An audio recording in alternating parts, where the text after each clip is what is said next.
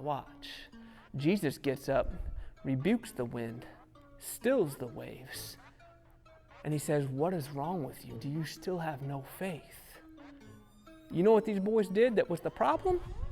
It wasn't trying to take care of it. That wasn't the problem. It wasn't looking to other boats to see what they were doing. That wasn't the problem. You know what the problem was? The problem was they saw the waves as bigger than their God, instead of seeing the God as bigger than their problem, the wave.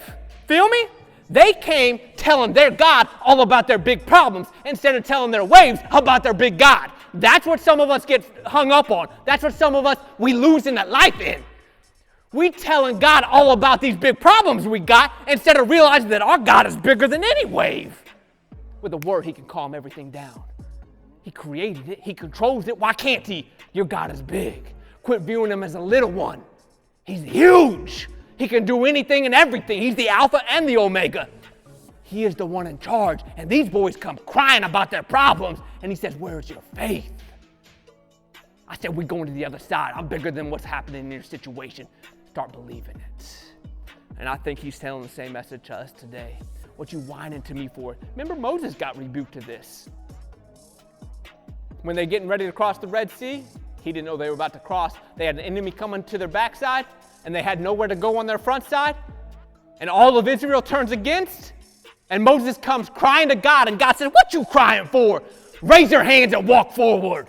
Why? Because that sea ain't bigger than me. I'm bigger than it. I'll make you a way. You better start believing, son. And that's what he's telling some of us here today. I'm bigger than your problems. Quit telling me all about them.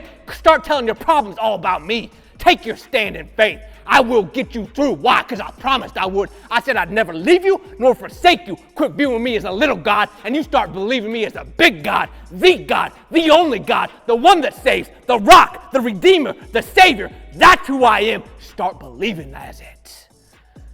And that's what he's trying to get us to. Why?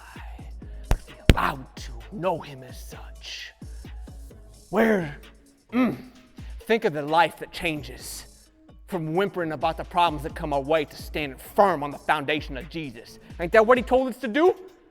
Build our house on the rock, not on shifting sand? That rock stands when the storm hits. I don't care what wave comes. It continues to stand mighty and firm. And that's what he's trying to get these disciples to. What you scared for?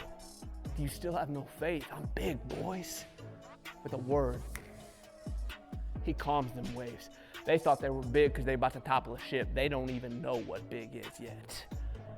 But they will.